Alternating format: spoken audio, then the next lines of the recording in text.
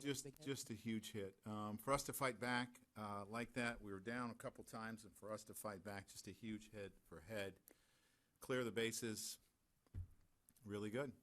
Joe, they haven't been putting up the amount of runs the past couple days that they had previously. When you have a breakout inning like that, how much does that help an offense as a whole relax? Well, I think it does. I think getting the lead, the 3 runs, the way we did quickly in that other inning helped us relax a little bit. But you got to remember, we faced some pretty darn good pitchers. I mean, Keuchel hasn't really given up anything all year. He had one start against the Angels where he gave up a few runs, and so I mean, we faced some pretty good pitchers. But I mean, we're going to score runs.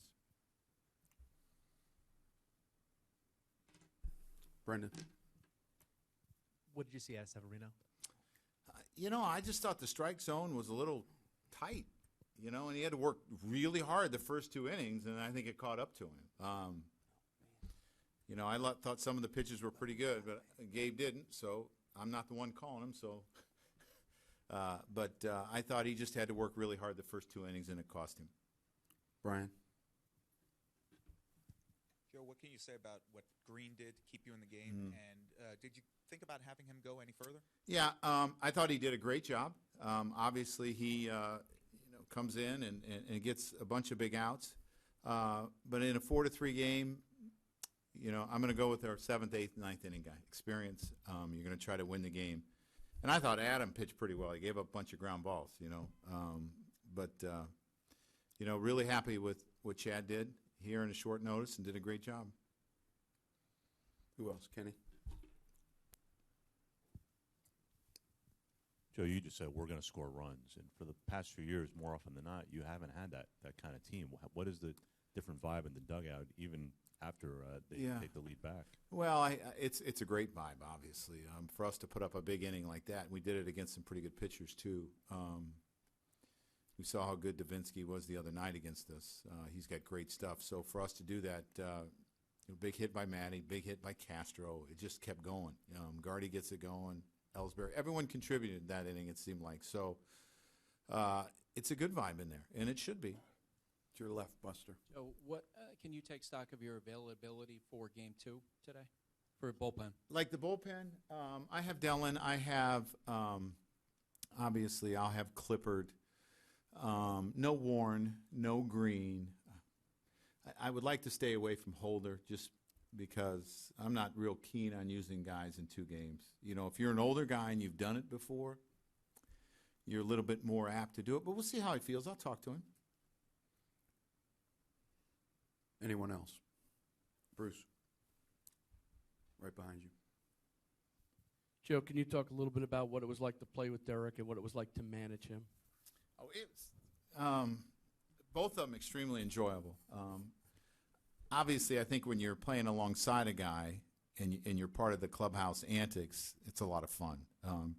That's one thing he doesn't get a lot of credit for, stirring it up in the clubhouse, but he's pretty darn good at it. He did it in a quiet way and sometimes placed the blame on others.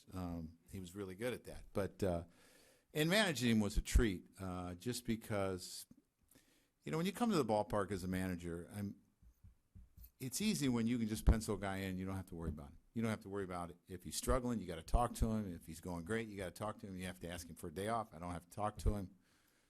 He's easy to manage because he's always prepared. So a lot of fun, and he was a treat to manage.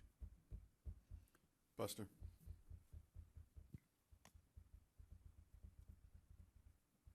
Joe, just to follow up to what you just said, you got an example of when he stirred it up and put the blame on somebody else? Oh, all the time.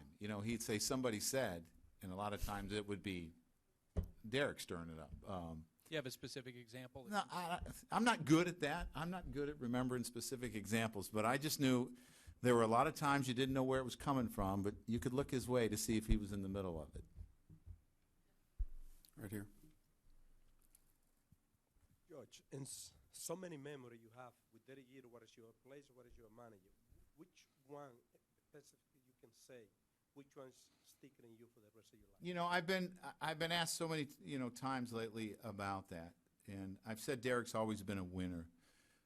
But I'm going to go back to that division series against Baltimore or the ALCS, whatever it was, and he hits that home run in the 8th to tie the game, the 4-4. And little did we know. I mean, we knew he had a great season in '96, but little did we know how great he was going to be in the playoffs. That's another step. I mean, obviously, for young players, you can be pretty rattled. Your nerves can get the best. It didn't bother him. And I thought it was a sign of things to come. And as I keep getting asked this question, the other one is when he dives in the stands. Derek would do anything to win. It didn't matter what it was. He would do anything to win. And that's the only reason he came to the ballpark. So he would sacrifice his body. He would tell the managers fibs about how he felt. He was ready to go every day. So those are two things that really stick out for me. Mark, take one more. Mark.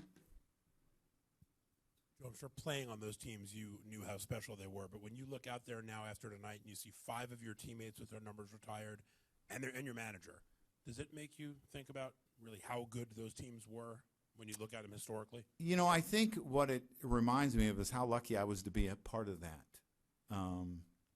To be traded for and to come over here in '96 and to be part of something so special and to be able to play along so many great players, Hall of Famers, near Hall of Famers, and just have the time of my life playing here. I feel very lucky and blessed.